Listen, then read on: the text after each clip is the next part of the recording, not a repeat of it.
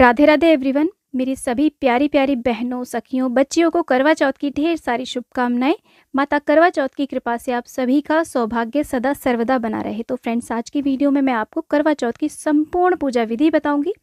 कार्तिक मास के कृष्ण पक्ष की चतुर्थी तिथि को करवा चौथ का व्रत पूजन किया जाता है। ये व्रत सुहागिन महिलाएं पति की लंबी आयु, अखंड सौभाग्य के लिए करती हैं।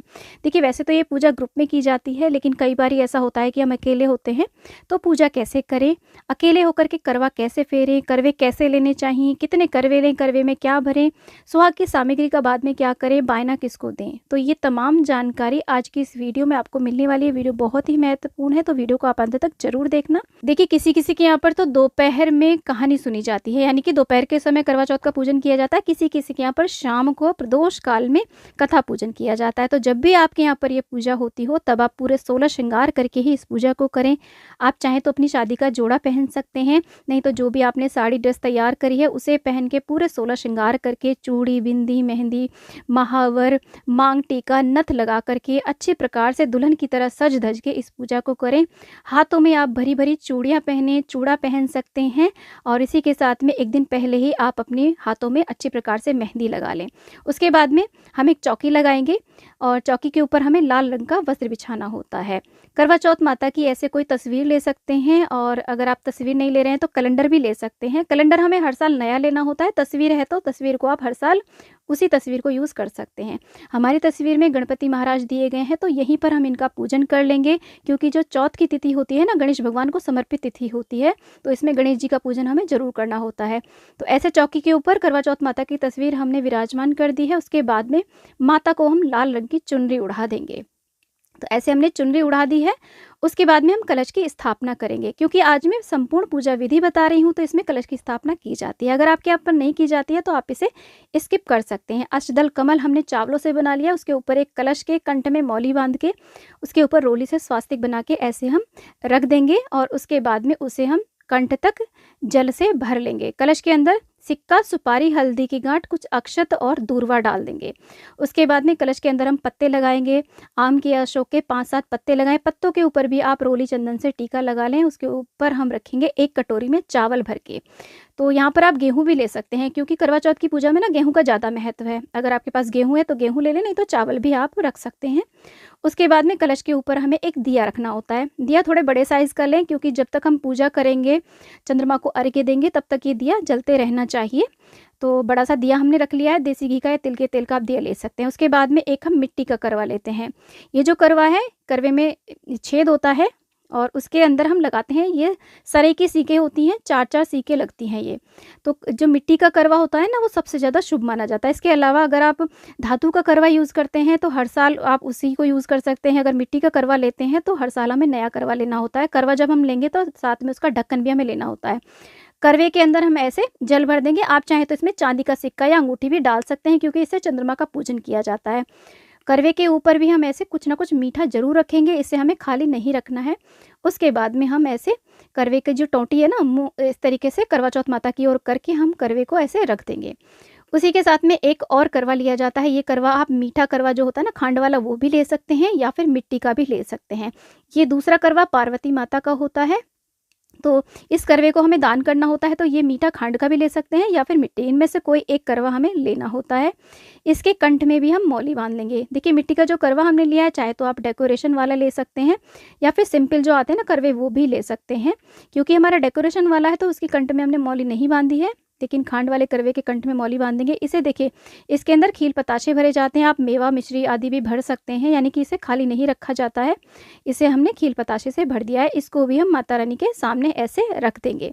रात को चंद्रमा के पूजन के लिए हमें एक छलनी चाहिए, तो ऐसी डेकोरेटिव छलनी आप मार्केट से ला सकते हैं। हर साल नई छलनी नहीं लानी होती है। अगर आपकी पुरानी छलनी बिल्कुल ठीक है तो आप उसे बार बार पूजा में रीयूज़ कर सकते हैं।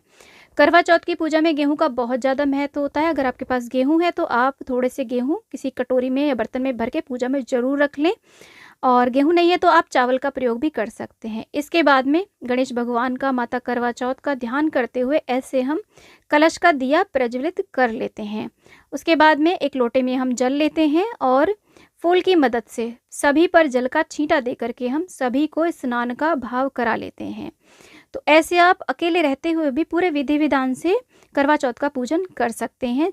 ऐसे स्नान कराने के बाद में हम देखिए सभी को वस्त्र रूपी कलावा समर्पित कर देंगे। यहाँ पर माता करवा चौथ को हमने पहले ही चुनरी समर्पित कर दी है और गणेश भगवान को भी हम यहाँ पे कलावा चढ़ा देंगे। आप चाहें तो जनेऊ भी उन्हें समर्पित कर सकते हैं। उसके बाद में हम सभी को तिलक करेंगे। तो यहाँ पर देखिए सबसे पहले हम कलश को टीका करेंगे, गणेश भगवान को तिलक कर देंगे। उसके बाद में करवा चौथ माई को तिलक करेंगे। चांद, सूरज और जो भी हमारी तस्वीर में दिए गए हैं सभी को हम इस तरीके से रोली से तिलक कर देंगे। उसके बाद में जो चंद्रमा को अर्घ्य देने के लिए हमने करवा तैयार करा है उसके ऊपर 13 टिक्कियाँ दी जाती हैं। 13 टिक्कियाँ हम रोली से देते हैं और जो हमने मीठा करवा पूजा है उसको भी हम ऐसे तिलक कर देंगे। देखिए चौथ तिथि जो है वो गणेश भगवान को समर्पित तिथि मानी जाती है, तो इस दिन गणेश भगवान का मुख्य रूप से पूजन किया जाता है। तो ऐसे तिलक करने के बाद में सभी को हम अक्षत समर्पित कर देंगे। गणेश भगवान को आज के दिन हमें दूर्वा जरूर चढ़ानी है, साथ में कोई भी लाल फूल हो, लाल फूल और दूर्वा गणेश भगवान को हम इस तरीके से समर्पित कर देंगे। उसके बाद में जो भी फूल आपके पास हो वो फूल आप यहाँ पे पूजा में सभी को समर्पित कर दें। इसी के साथ में आपकी जो शादी का जो सिंदूर दान है, जो भी आपका सिंदौरा है, उसे आप माता करवा चौथ के पास में जरूर रख लें, बाद में इससे सुहाग लिया जाता है। उसी के साथ में करवा चौथ माता को आप श्रृंगार की सामग्री भेंट करें। श्रृंगार की सामग्री आप 5-7 प्रकार की या पूरे 16 श्रृंगार की सामग्री भी आप यहाँ पे माता को भेंट कर सकते हैं। और इसी के साथ में कुछ भी मिठाई जो आपने मीठा बनाया हो या बाजार से आप मिठाई लेकर के आए हो उसका हम यहाँ पे भोग लगा देंगे। पंचमेवा का भी आप भोग लगा सकते हैं। ऋतुफल में आप यहाँ पर सिंगाड़ा, शकरकंद और इसके अलावा जो भी ऋतुफल हो उनका आप भोग लगा सकते हैं। ऐसे भोग लगा देंगे। अगर आपके यहाँ पे देखिए पूड़ी पकवान, पक्की रसोई बनती है शुद्ध सात्विक, तो उसका भी भोग यहाँ पे चढ़ाया जाता है, भोग लगाया जाता है माता को। उसके बाद में हम यहाँ पर देखिए सभी को हम धूप दीप इस प्रकार से दिखा देंगे और उसके बाद हम एक जल का लोटा भर के रखते हैं। यहाँ पर हम करवा चौथ माता की कहानी सुनते हैं। कहानी सुनने के लिए यहाँ पर हम हाथ में 13 दाने गेहूं के लेते हैं। तो हम ऐसे 13 दाने गेहूं के ले लेंगे। आप ये कहानी चाहें तो चौकी के पास में भी बैठ करके सुन सकते हैं या फिर ये कहानी आप अपनी सखी सहेलियों के साथ में बैठ करके भी सुन सकते हैं। कहानी का वीडियो आपको हमारे चैनल पे अलग से मिल जाएगा, लिंक मैं डिस्क्रिप्शन में दे दूंगी, आप वहां से कहानी सुन लेना। कहानी सुनते समय हाथ में 13 दाने गेहूं के और दूर्वा हमें जरूर लेनी होती है। दूर्वा की इस पूजा में बहुत ज़्यादा महत्व माना जाता है दूर्वा का। जब हमारी कहानी पूरी हो जाती है तो ऐसे इसको जो हमने गेहूँ लिए हैं और यहाँ पर दूर्वा ली है उसको हम ऐसे अपने पल्लू में बांध लेते हैं। अगर आप पल्लू में नहीं बांध सकते हैं तो किसी रुमाल में बांध करके अपने पल्लू में पिन से पिन अप कर लीजिएगा, नहीं तो आप किसी कटोरी में रख करके चौकी के पास में ही रख दीजिएगा। इसी से चंद्रमा को अर्घ्य दिया जाता है। इसके बाद में देखिए करवे फेरे जाते हैं। किसी के यहाँ पर करवे फेरे जाते हैं, किसी के यहाँ पर नहीं फेरे जाते हैं। तो अगर आपके यहाँ पर फेरे जाते हैं तो आप करवे फेर लीजिएगा इस तरीके से। अगर आप अकेले हैं तो ऐसे देखिए हाथों को क्रॉस करते हुए करवे फेरे जाते हैं। ध्यान रखिएगा जब आप करवे फेरे तो करवे आपस में टकराने नहीं चाहिए।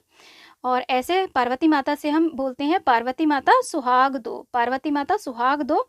इस तरीके से आप 7 बारी करवे को फेर लीजिएगा। अगर आपने एक ही करवा पूजा है तो एक करवे को आप इस तरीके से पार्वती माता को ऐसे माता सुहाग दो, सुहाग दो, क्योंकि पार्वती माता को अमर सुहागन कहा गया है। तो उनकी इस तरीके से देखिए पूजा करने से, पार्वती माता से करवा बदलने से हमें अमर सुहाग की प्राप्ति होती है। इसके बाद में आप अलग से दिया या कपूर जला करके आरती करें।